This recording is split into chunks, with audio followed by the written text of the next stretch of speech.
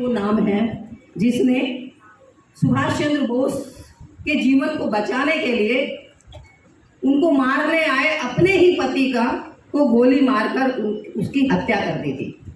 स्वतंत्रता सेनानी को बचाने के लिए अपने ही पति की हत्या करके एक बड़ी मिसाल निरारियां देती हैं। कितनी हिम्मत चाहिए, कितना थोड़े चाहिए। गलत कर रहे हैं क्या, सही कर रहे हैं, कहाँ क्या कर रहा है, उनकी सब पर दृष्टि होती है। ये एक मातृत्व भाव है, ये संस्था के प्रति, अपने लोगों के प्रति एक मातृत्व भाव है। उनके चरणों में भी प्रणाम करती हूँ। मंच पर हमारी राष्ट्रीय मंत्री डॉक्टर नीलम राठी बैठी हैं और बहुत सुंदर संचालन कर रही बहन मीनाक्षी, आप सबको प्रणाम करती हूँ। यहाँ उषा जी भी बैठी हैं, बड़ी वरिष्ठ हैं। ऐसे सभी वरिष्ठ जनों, मातृतुल्य शक्तियों को प्रणाम करती हूँ।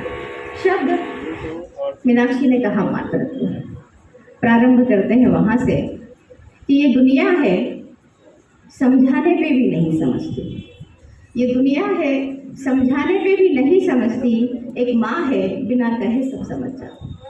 आदरणीय इंदुशेखर तत्पुरुष जी को सम्मानित करते हुए यहाँ के आयोजक मंडल के सदस्यगण हार्दिक अभिनंदन, हार्दिक स्वागत। सम्मान, ये परंपरा हमें व्यक्ति से महान की ओर ले जाती है। सम्मान एक दूसरे का, सम्मान अपनी संस्कृति का।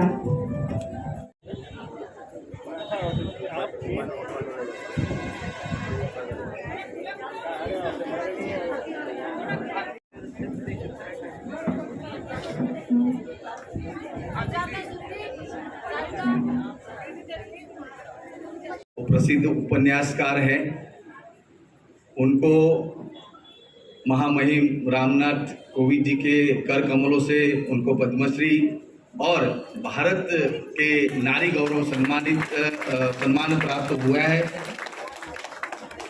बहुत सारे उपन्यास है जो भारत की सांस्कृतिक चेतना, राष्ट्र चेतना है, और राष्ट्र चेतना का स्वर उनके उपन्यास की जो विधा में वो विषय के रूप में हमारे सामने आते हैं।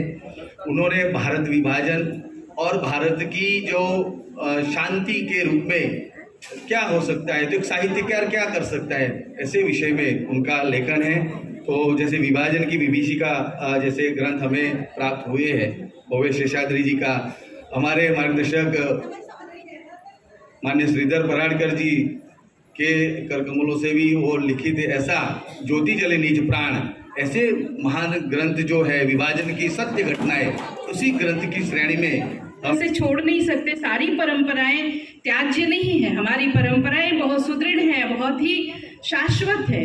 जो लोग केवल सुपरफिशियल, जो सतही चीज़ें हैं, उनको परंपरा मानते हैं, उनको मैं विनम्रतापूर्वक कहना चाहूँगी कि भारतीय संस्कृति को, सनातन संस्कृति को गहराई से उसका अनुशीलन करने का प्रयास करें।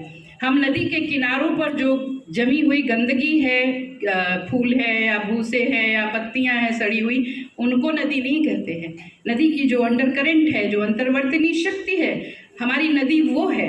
हमारे सनातन संस्कृति की भी जो अंतर्वर्तनी शक्ति है, हमको उसको पकड़ना है, ना कि किनारों पर जो गंदगी जमा हो गई है हम उसको संस्कृति मान बैठें। वो ऐसी परंपराएं हैं जिनका हम समय समय पर निराकरण करते रहते हैं अपने संस्कारों के माध्यम से।